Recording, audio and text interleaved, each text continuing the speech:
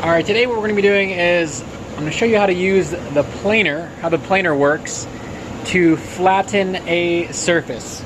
So what I have here is a piece of a tree we're going to be using in a future project, and I have it attached to something that I know is relatively flat. It's this piece of wood right here, and I'm going to use this flat surface as a reference against the bed of the planer right here.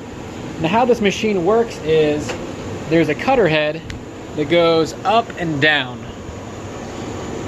And it goes up and down via this knob right here. It goes up and then it goes down and brings the cutter head up and down. This is a brake that locks it in place.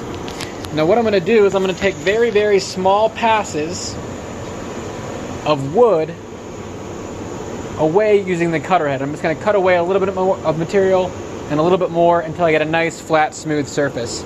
Now to sort of demonstrate how this is working, how this is happening, I'm going to take my marker and we're going to see how these lines disappear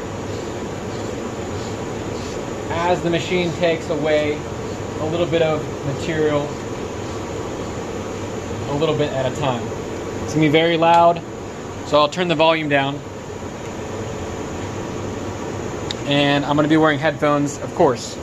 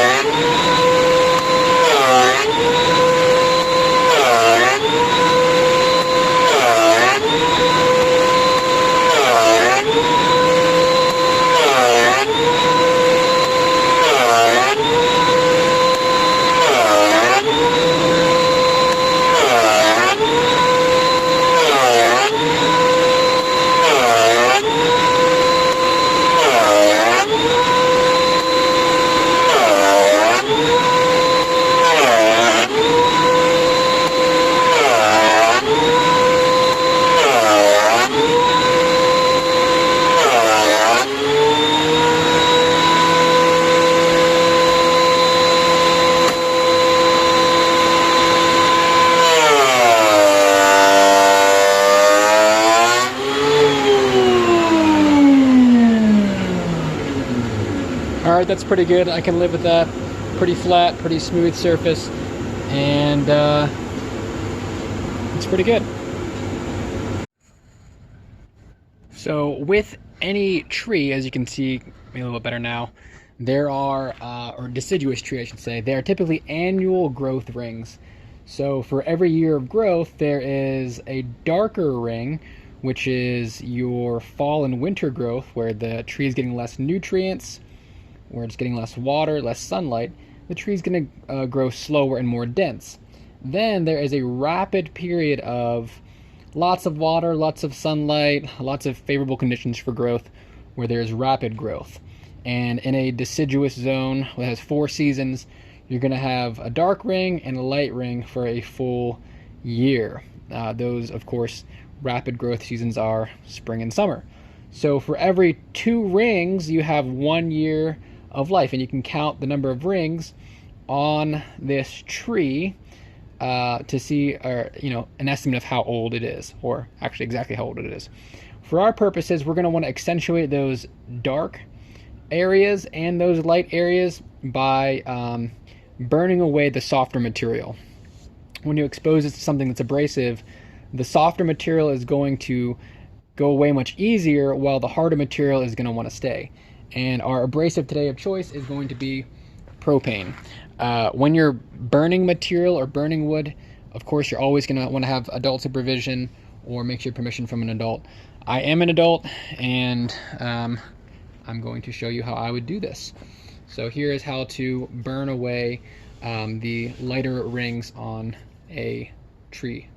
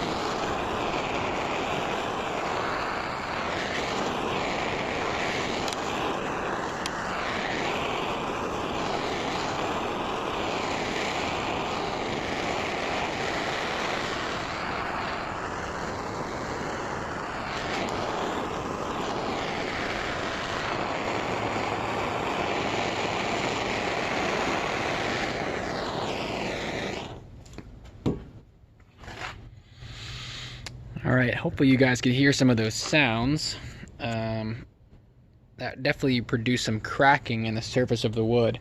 And of course, as things freeze, they contract, but as things heat up, they expand. And this wood has been used to being in a certain position for a long time, wherever it was kept.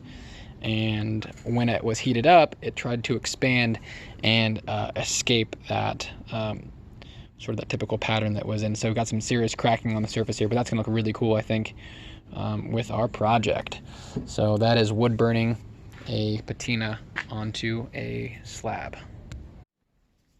So the next step here is to get these nice and smooth, get rid of some of these tool marks here, and get a completely flat surface. So I'm gonna take actually a relatively aggressive grit here. This is 100 grit sandpaper on an orbital sander. And kind of like with the planer, I'm gonna give myself an idea of how much material I'm taking off, and making sure I'm taking off material evenly across the surface by taking a pencil here and then just scribbling from edge to edge. And then once all that pencil mark is gone, then I know that I have completely covered that surface.